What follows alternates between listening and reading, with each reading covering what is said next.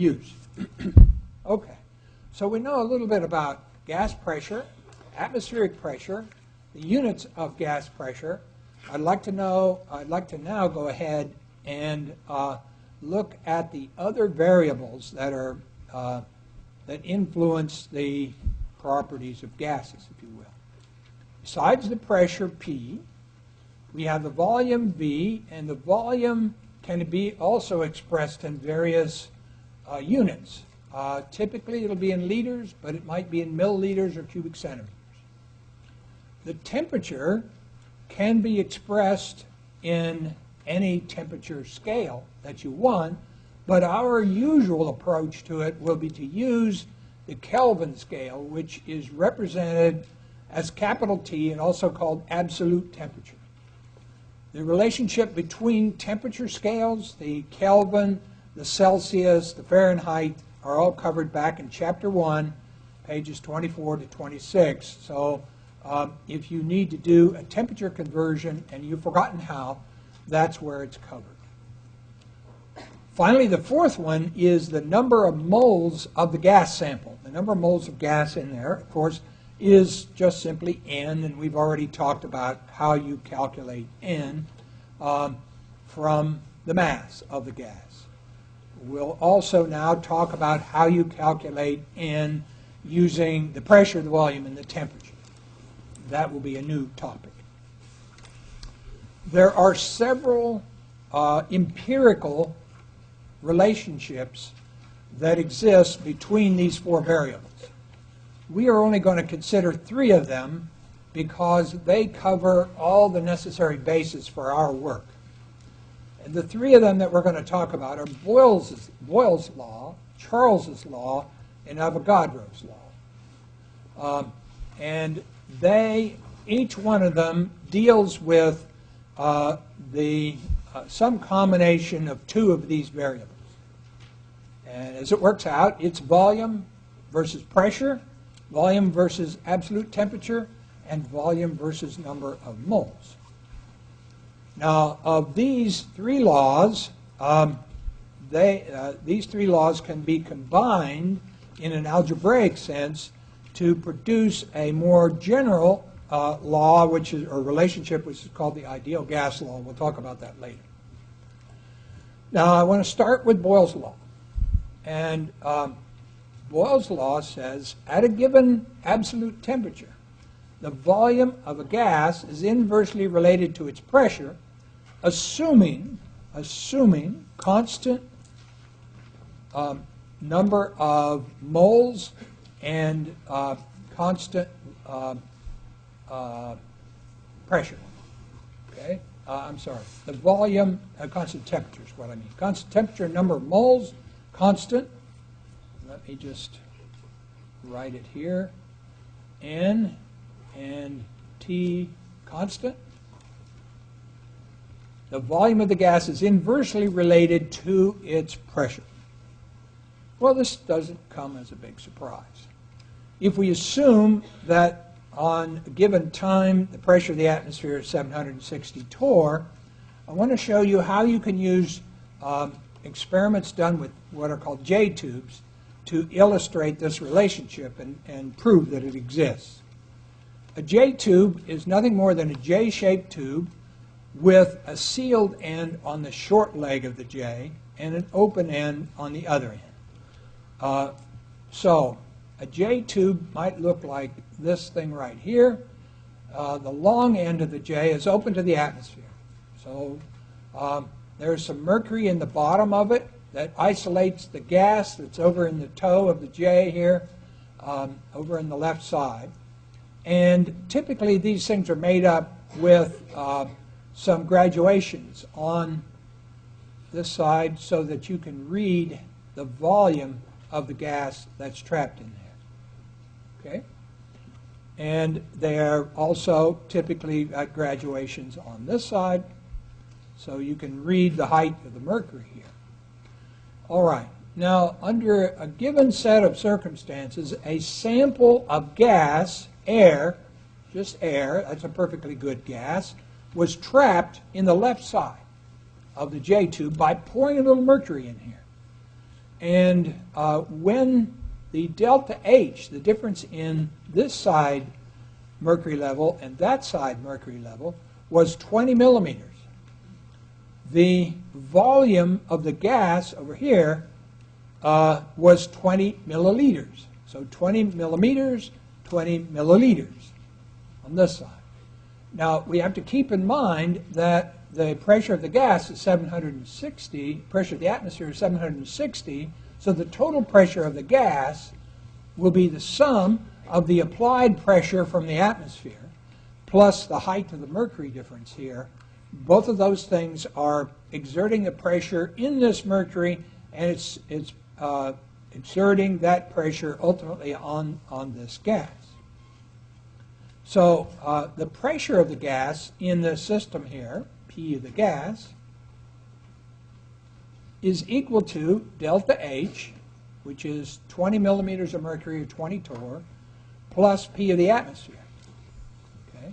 So if we want to develop a set of data pairs here, our data pairs will be P total versus volume of the gas. And what we're saying here is there should be an inverse relationship between those.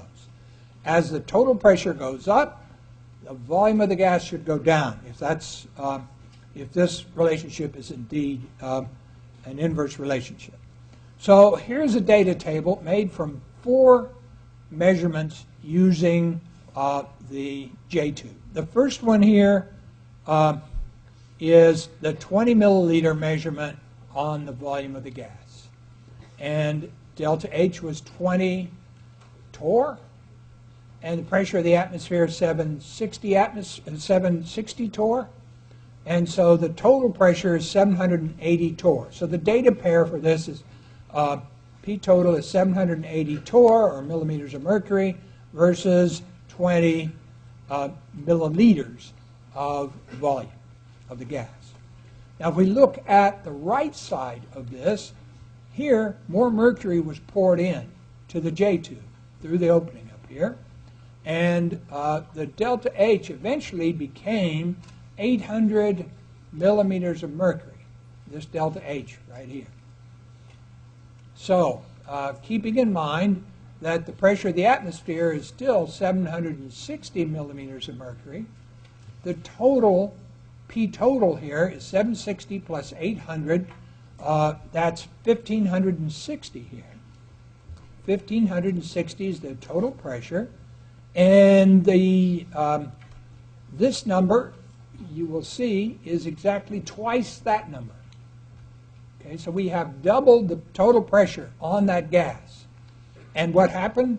The pressure of the gas caused the volume, the increased pressure caused the volume to decrease, and in fact, when you double the pressure, the volume fell in half. So this is a simple inverse relationship. Now, 2 other measurements were made by putting in different amounts of mercury. One of them caused the gas to go to 15 milliliters, and finally the last one caused the gas to go to 5 milliliters of volume. Okay?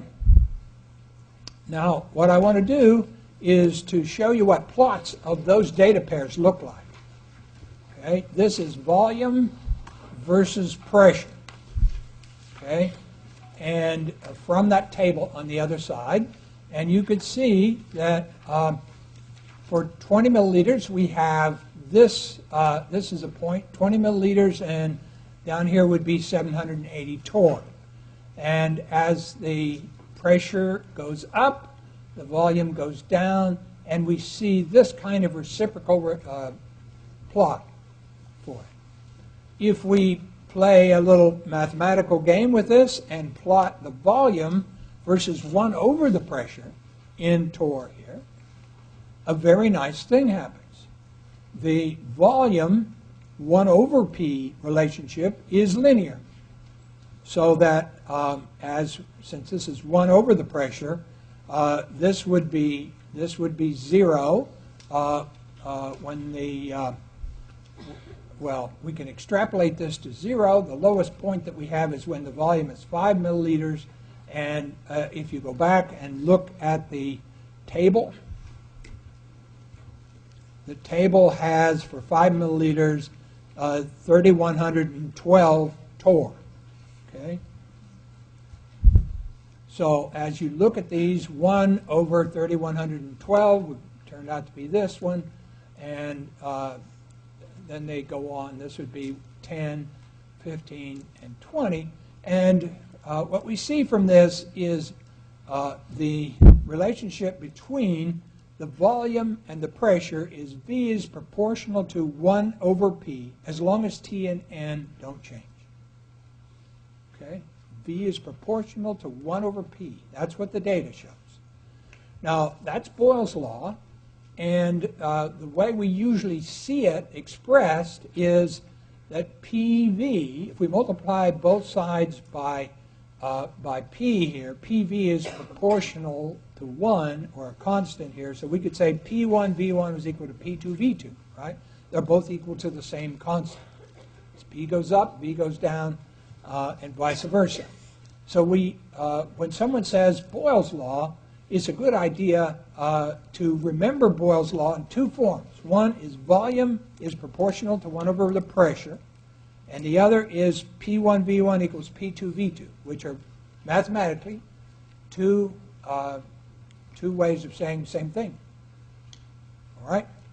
So let's suppose then that you had a gas law problem, and the gas law problem gave you 3 out of these 4 variables. Let's suppose it gave you the 2 pressures and 1 of the volumes and asked you for the other volume. And you would take this thing, suppose it gave you P1, V1, and P2. You solve this for V2. V2 is equal to V1 times P1 over P2. I hope you can find your way through that all right. We plug in the values here. P1 over P2 will be pressure values, could be in millimeters of mercury. They both have to be in the same unit. You can't put milliliters up here and kPAs down here. That won't work. If you're going to get the right answer, these two have to have the same units. So we would have the first volume that was given in the problem times this ratio, and that would give us the second volume. It is a volume temperature relationship, and that is dictated by Charles's law. And Charles's law says that at constant pressure, the volume of a fixed number of moles of gas is directly proportional to its absolute temperature, meaning temperature in kelvins. All right, here's the illustration for that. Let's suppose that we had a capillary tube closed on one end with a mercury plug in it that has trapped some air in here. Under ice conditions, where the temperature is 0 degrees Celsius, the mercury plug finds a value, finds a position here where the pressure inside is equal to the pressure outside. So it moves up or down until the pressure is the same, then it stops. Okay, so the position of the mercury plug tells us about the volume of the gas. If we knew the internal diameter of this and we measured the distance, we could figure out what the volume trapped in there by the mercury is, right? All right, now if we took the same setup and we put it in boiling water, we heated it up until the water was boiling, the temperature would now be somewhere pretty close to 100 degrees Celsius. And what we would find in the laboratory, of course, is that the gas that was at 0 degrees Celsius over here is now at 100 degrees Celsius over here. It expands, and the pressure becomes greater than the pressure of the atmosphere until the mercury moves up to this spot right here. Then it's stable at that point. So we could see as the temperature increased, the volume increased. But the problem is 0 degrees on the Celsius scale is not the absolute minimum temperature, right? The Celsius scale is completely arbitrary. And it is the 0, it has negative values. So 0 on the Celsius scale is meaningless. But if we put in if we convert the Celsius temperature to Kelvin temperature, the mathematics involved is to take the Celsius temperature, which is usually given as lowercase t, add 273, and you'll get the Kelvin temperature. So this is 273. Now the Kelvin scale is an absolute scale in the sense that 0 degrees on that scale is the lowest possible temperature. Okay? 0 degrees is as low as it goes on the Kelvin scale. So that's good for plotting things, right? 0, the intercept is going to be 0 on the Kelvin temperature scale. And boiling water is at a Kelvin temperature of 100 plus 273, or 373. So the Charles's law relationship says simply that the new volume will be arrived at by multiplying the old volume times the ratio of the temperatures here. Okay? What I'm saying is V is proportional to the absolute or Kelvin temperature. And therefore, if V is proportional to T, pressure and number of moles are fixed, and we plot volume versus, in the red here, I don't know whether you can see the numbers, but the red scale starts at 0 over here and goes to the right, gets higher and higher. We get straight lines for different numbers of moles here, okay, and different pressures. We get straight lines as long as during the measurement N and P is kept the same. So what we could say from that, since that's a linear relationship, that volume is equal to some constant times the absolute temperature. If that's the case, then if we divide both sides by T, then V over T is equal to a constant. And we'll have the same constant for all different ideally behaving gases. And so what we'll get at this point is V1 over T1 for the first set of circumstances in a gas law problem is equal to V2 over T2 for the other set. Now, do you have a 2 right there? Yes. Would you please change it to a 1? It was an error on my part. V1 over T1 is equal to V2 over T2. The ratio, since both of these is equal to the same constant, they're equal to one another. And again, we could do exactly the same thing that we did before.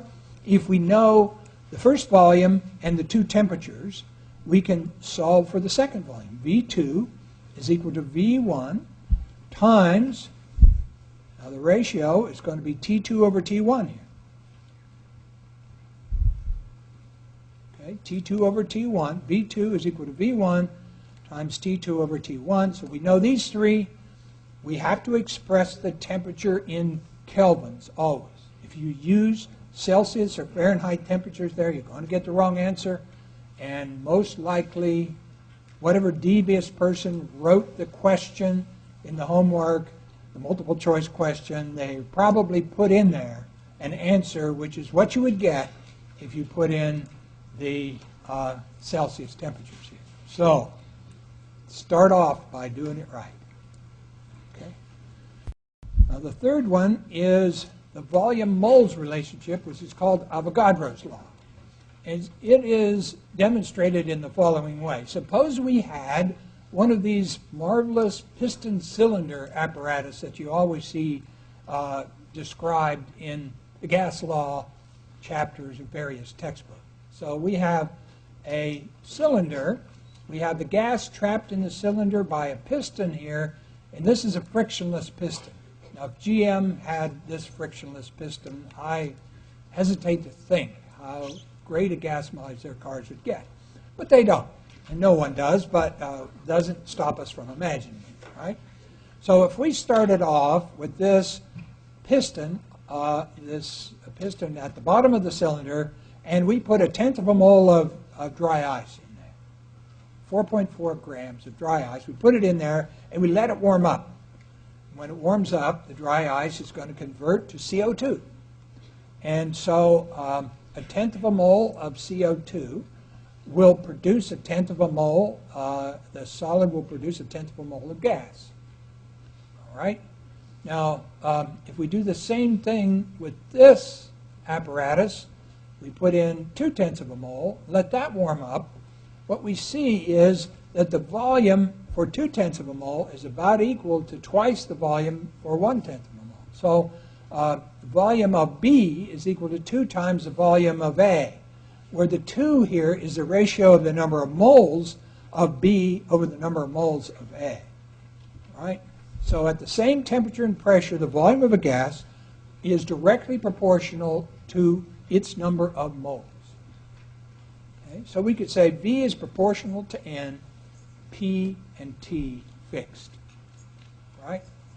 P and T constant, V is proportional to N.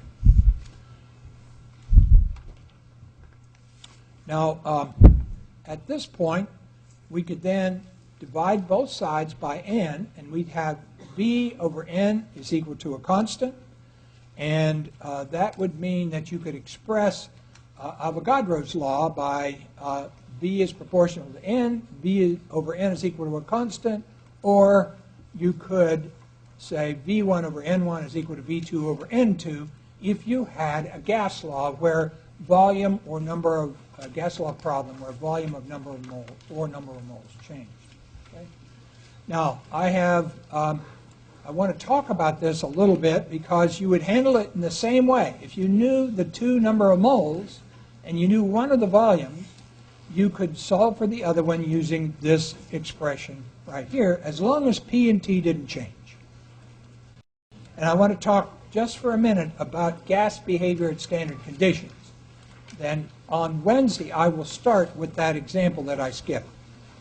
What is done is to compare, in order to compare gas samples, a set of what's called standard conditions of temperature and pressure is set up.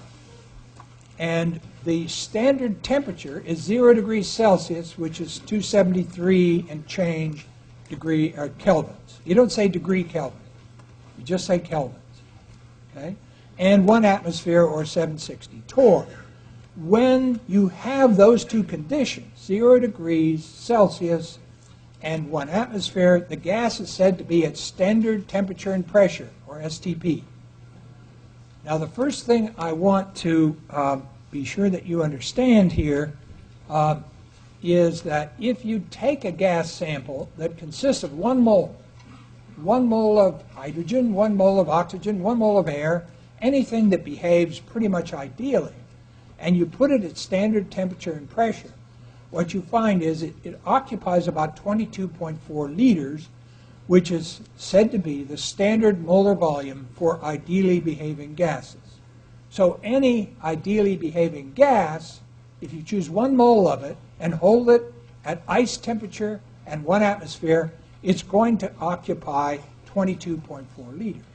And in fact, most real gases have standard molar volumes close to that. So now each gas law isolates the effect of one variable on the volume. And we saw these. Boyle's law isolates the pressure. Volume is proportional to 1 over P. Charles' law isolates the absolute temperature.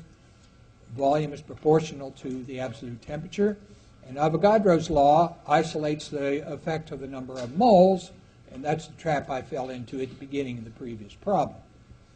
Okay, now if volume is proportional to all these, we can combine them and write volume is proportional to the number of moles times the temperature divided by the pressure. We'll take this thing and multiply both sides by P, and P is proportional to NT, and then we'll divide both sides by NT, and we get a form that looks like this. PV over NT is equal to a constant called R. And of course, you've seen that constant before. That's the universal gas constant, and usually we write this expression in a different way. We write it PV equals nRT. Okay? So R is the universal gas constant, and you have on your periodic table and constant sheet a value for that. So that's one thing you don't need to memorize. It's there.